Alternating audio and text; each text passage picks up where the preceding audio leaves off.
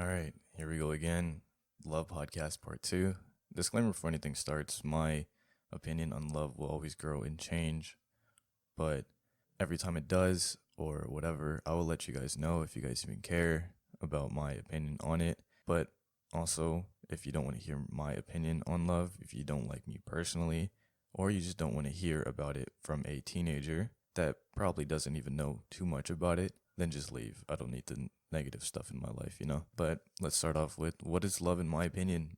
Romantically, not like familiar or whatever. The internet definition of it says an intense feeling or deep affection.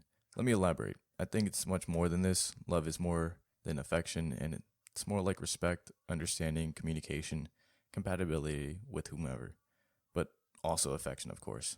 Which brings me to my knowledge of teenage love, which I think I've been through, but many people see this many different ways. Most people see it as a dumb, immature waste of time.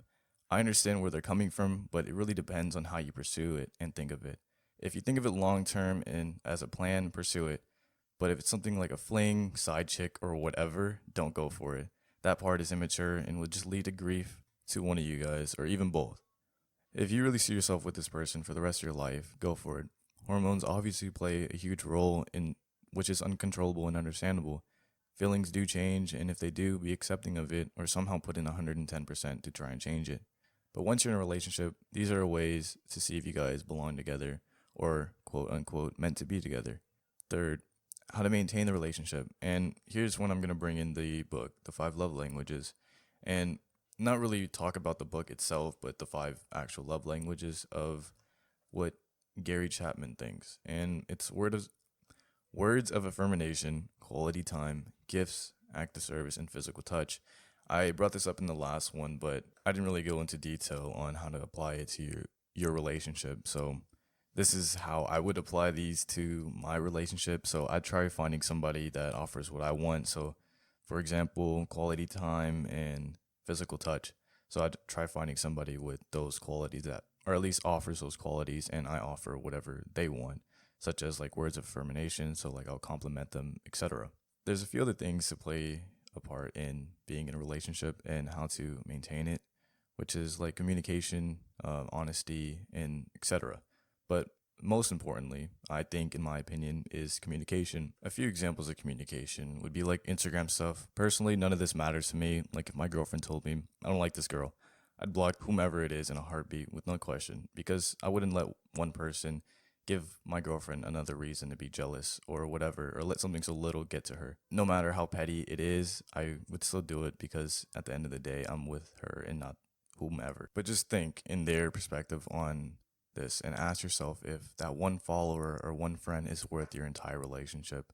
Also, letting someone know if you feel a type of way about anything so little, just like I said, I don't like this girl. That was a concern of my girlfriend, and that was easily solved because she communicated. So that's just like an example of it. But if you don't respect this and don't respect like how they feel or whatever, then you shouldn't be in the relationship, and it's just toxic, and these negative thoughts would be formed, and which just leads to the ultimate demise of your relationship. And if you don't respect the way they feel, that's just a toxic relationship, and I suggest you just leave. And fifth being having petty behavior, which is also a really bad thing, which equals a bad relationship. The actual internet definition of petty is caring too much about small, little, unimportant things.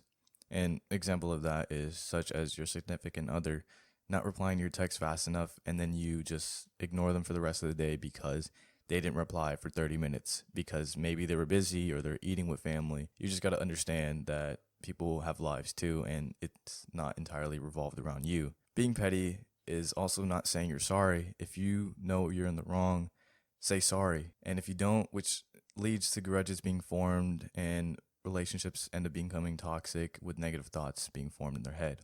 Sixth, keeping the vibe going, aka consistency. Everything will fail if you're inconsistent. If there's something wrong, fix it. Easier said than done, but if you want a successful relationship, you have to put in effort.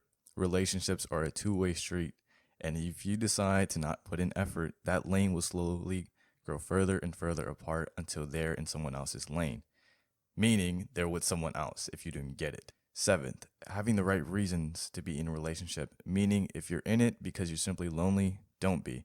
That is just a selfish ass move. And I said it before, it will only hurt you in the long run when you're still single and lonely later on in life. Wait till you personally feel this person is the right one.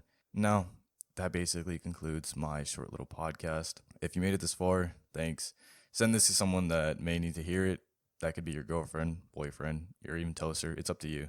Please leave a suggestion in my DMs or in the comments, wherever you feel necessary, on what I should talk about next. I'll try getting a little bit more consistent with these little small uploads or whatever. Follow my socials. It will be in the description. All right. Thanks for listening.